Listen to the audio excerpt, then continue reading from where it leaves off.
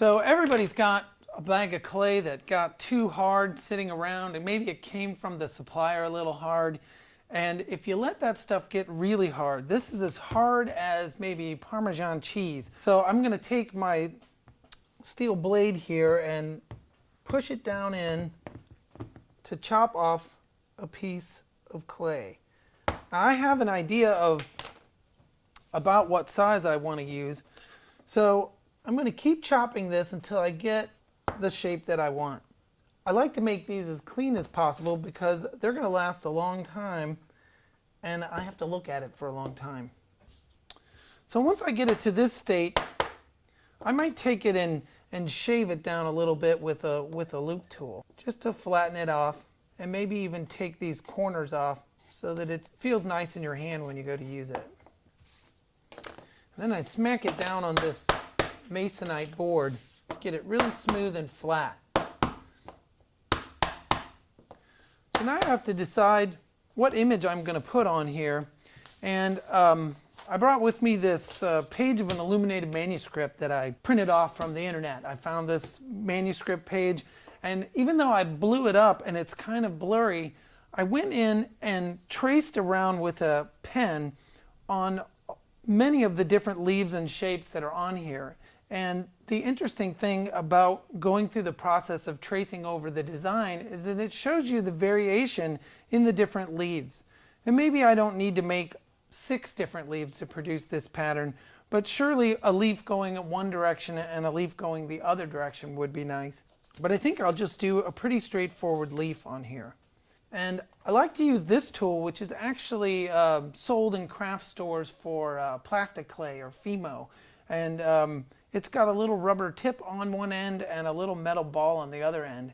And you can use it to trace out the image of the leaf or whatever you're going to draw right onto the clay. So I'm going to draw the vein on first, and then I'll draw the outside of this leaf. And I can decide whether these are pointy or how they're going to go on here.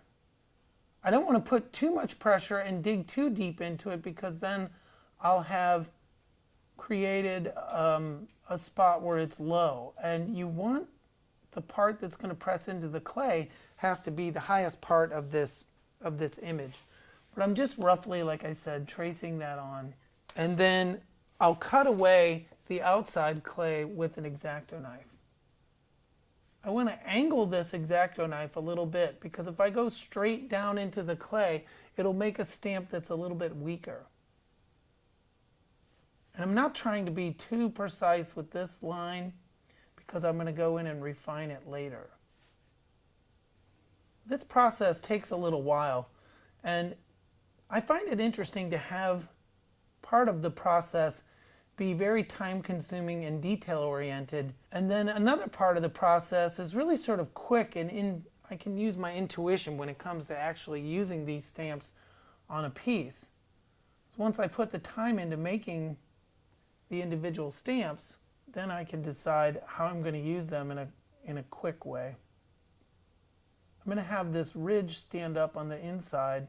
I'm just going to cut a little shallower on the inside. I don't want that to be too deep. So I'm going to cut away this extra clay that I just cut off, and like where the ridges of the leaf are, I can poke in there with my knife. The other thing I'm trying to do when I cut away the outside of the clay here is I want to angle this down a little bit so that these areas drop away from the stamp. And the reason for that is when I'm rolling the stamp, if these sides and corners are too close to the edges, then the edges of that image, then they'll print on the clay too. So I want to have everything angled away.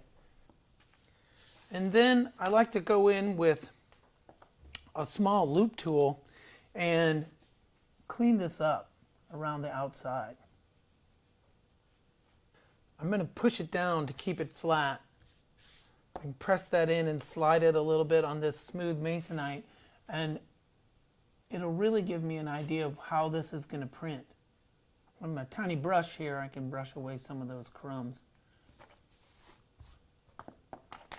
It's a back and forth battle between trying to get detail into a stamp and having too much that once it gets printed it won't really read properly. So I want to get rid of all the extraneous, I guess, information there. Now I want to do the interior here. I'm going to drop down the inside and try to put this vein in so that it will print down into the clay. Again, I don't want to dig too deep in here because I'd like to have some dimensionality of this leaf show up. Now these things really need to be fired before you can use them. But if you get some soft clay ready, you can actually test it to see what it looks like to refine it. So I'll take my piece of soft clay. I just need a flat enough surface to do a test. That looks okay. I didn't get the stem in. There we go. It's got a little issue right here. When you press down in, this spot here wasn't cleaned up enough. So I'm going to go ahead and fix that.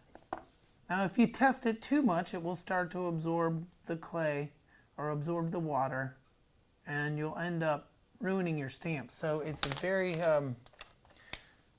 you have to be careful how many times you're going to test it. So you need to make sure that you bisque fire it to a temperature where the clay is going to get hard enough that it will resist breaking and chipping apart like bisqueware can. I fire mine to cone 08 in the bisque kiln, and they seem to last a long time that way.